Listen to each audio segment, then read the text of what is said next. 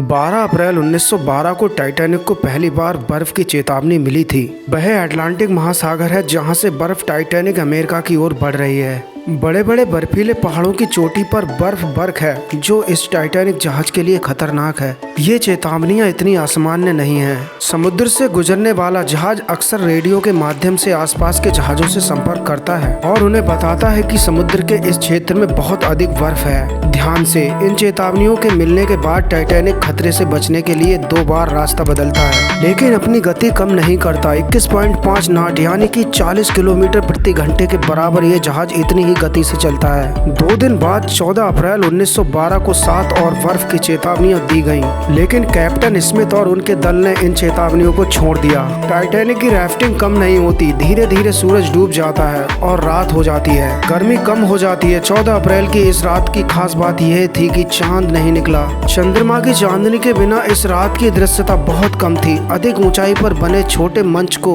Lookout point कहा जाता है। इसे यहाँ हमेशा कोई न कोई रहता है ताकि टाइटैनिक जहाज से क्या आ रहा है उस पर नजर रख सकें। रात हो चुकी थी और ठंडी हवा के कारण आंखों में आंसू आने लगे। आगे देखना और भी मुश्किल है। रात के 11:49 हुए हैं। इस कौवे के घोंसले में फ्रेडरिक फ्रीड नाम का एक शख्स बैठा है। उसे अचानक अपने सामने एक बड़ा बर्फीला पहाड़ दिखाई देता है। अचानक एक हिमखंड आ गया। वह जल्दी से घड़ी को 3 बार बजाता है ताकि नीचे बैठे लोग सुन सके। फिर वह फोन उठाता है और पुल पर मौजूद अधिकारियों को फोन करता है। वह चिल्लाकर कहता है कि हमारे सामने हिमखंड है, जल्दी से जहाज मोड़ो। अधिकारी इंजन रूम को संदेश देते हैं कि टाइटैनिक जहाज को बाईं ओर मोड़ो, लेकिन दुर्भाग्य से अब तक देर हो चुकी है। समय था रात के 11:40। हिमखंड ने जहाज के दाहिने हिस्से को चपेट में ले लिया। हिमखंड कोई छोटा मोटा हिमखंड नहीं था। उसकी लंबाई 200 गुणा 400 फीट थी। फिर क्या था दोस्तों, टाइटैनिक एक बर्फीली चट्टान से टकरा गया। इस टक्कर के बाद जहाज के अंदर पानी भरने लगा।